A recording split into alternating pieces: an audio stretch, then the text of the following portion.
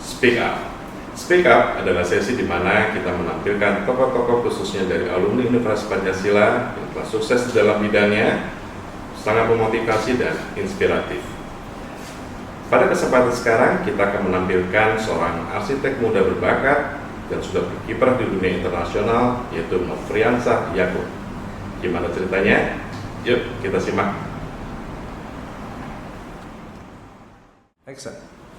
Nofriansah Yakub, kita panggil dia sesuai nama pakaiannya. Iya, silakan. Riri ini adalah alumni dari Fakultas Arsitektur Universitas Pancasila angkatan 1998 ya.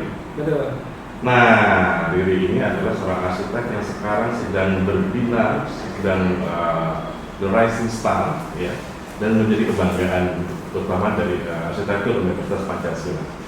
Ri, ceritain dong gimana dulu kok tiba-tiba jadi aku mau jadi arsitek deh. Iya. Jadi ceritanya lumayan panjang Bang Fedi. Aku lulus tahun 2004, jadi cukup lama ya di kampus, 6 tahun. Sebenarnya itu juga menjadi satu kegalauan ketika kuliah, karena ternyata arsitek itu nggak cuma tukang gambar gitu ya, karena hobinya memang gambar. Ternyata harus tahu urusan teknis, ngitung-ngitung, urusan lapangan dan lain-lain, dan itu membuat saya agak merasa mundur dulu deh dari dunia arsitek gitu. Jadi lulus arsitek malah masuk ke media cetak, media majalah, tapi masih berhubungan sama arsitektur. Jadi saya di situ berperan sebagai desainer grafis sekaligus menjadi in-house arsiteknya untuk konsultasi dan lain-lain gitu. Nah di situ saya merasa kayaknya ya saya masih menikmati prosesnya. Selama 6 tahun saya di sana, malahan justru saya mendapatkan banyak inspirasi untuk menjadi arsitek. Jadi saya di situ akhirnya belajar banyak dengan banyak mentor, ketemu dengan banyak arsitek, mendapat inspirasi karya arsitektur, sampai saya juga selama itu mengerjakan banyak proyek dari teman-teman sekitar gitu. Sehingga 2010 akhirnya saya berikrar untuk ya kayaknya saya harus lebih profesional untuk menjadi arsitek sampai sekarang 2024, udah 14 tahun lebih. Oke, sekarang karya-karyanya kan udah banyak ya, kita udah sudah lihat banyak sekali karya Riri yang saya lihat gitu ya. Dan ada yang sampai ke dunia internasional. Nah, ceritain dong gimana jalan ceritanya dan gimana caranya pada waktu itu sampai bisa berkiprah di dunia internasional. Ya, sebenarnya karena saya di media, jadi saya juga sedikit tahu soal bagaimana dunia internasional itu sangat ingin mendapatkan informasi atau cerita dari karya-karya arsitek di Indonesia. Gitu. Salah satu waktu itu saya dapat nominasi Aga Khan Award, itu juga karena direkomendasikan. Karya saya udah tersebar kemana-mana, salah satu proyek rumah tinggal ya, tapi itu bisa membuka mata saya untuk melihat ternyata ya arsitek di Indonesia itu memang sangat dibutuhkan atau sangat dilirik gitu, terutama karena kita sedang berkembang ya, karena kita emerging gitu, karena kita masih banyak peluang untuk menghasilkan karya-karya yang baik, dan orang-orang di luar itu memang butuh informasi untuk melihat karya-karya kita gitu.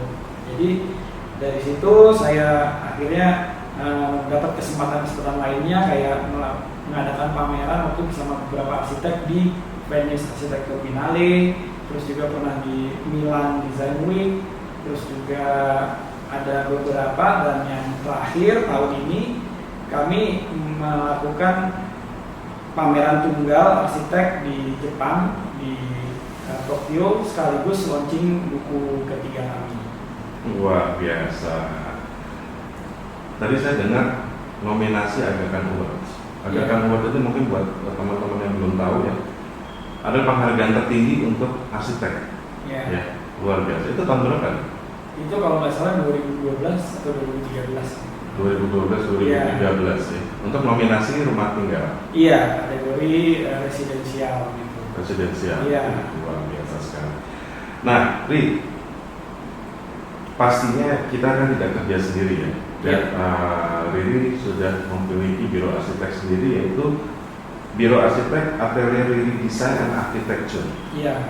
Ceritain dong, gimana caranya supaya juga teman-teman yang lain tahu gimana caranya sih bikin biro arsitek yang tidak cuma, mungkin kalau bikin doang gampang ya, tapi gimana untuk bisa sustain gitu.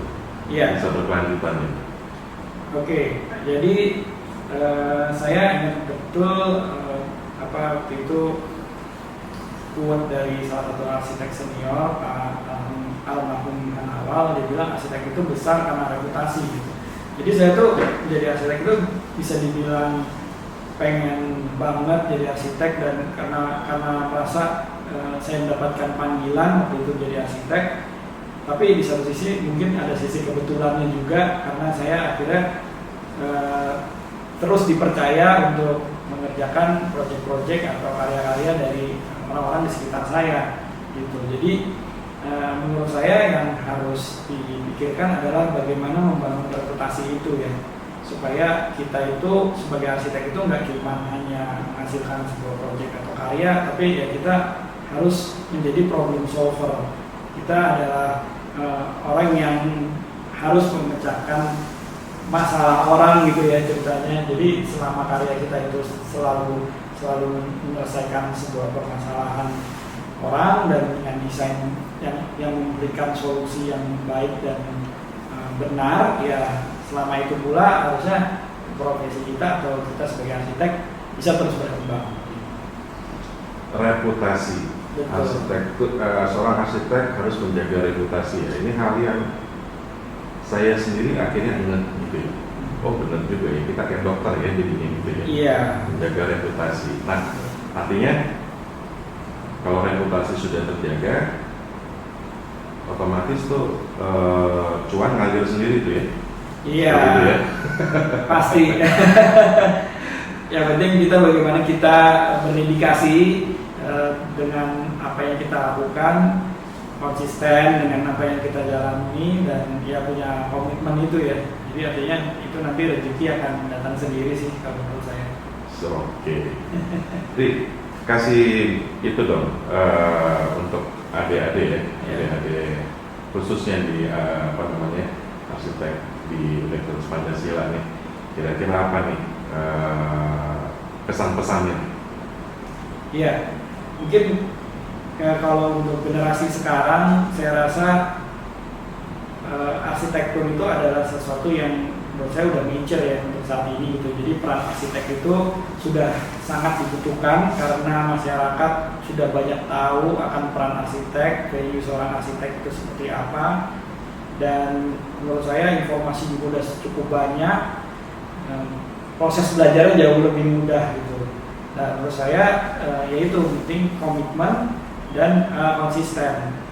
Yang menjadi peluangnya ya karena kedepannya pasti arsitek akan semakin dipakai, semakin dibutuhkan karena ide kreativitas itu nggak bisa tergantikan oleh teknologi ataupun AI gitu. Jadi menurut saya challenge-nya adalah bagaimana kita bisa segenuine mungkin dalam berkarya sesuai dengan value dan skill yang kita miliki.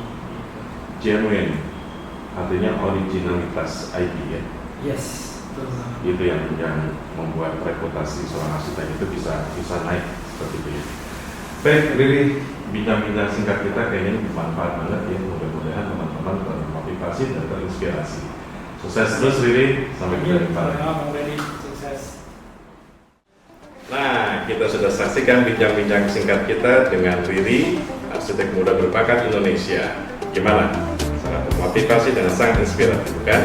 Oke, kita akan bertemu pada YouTube channel berikutnya pada sesi baik itu speak up maupun meet up. Salam.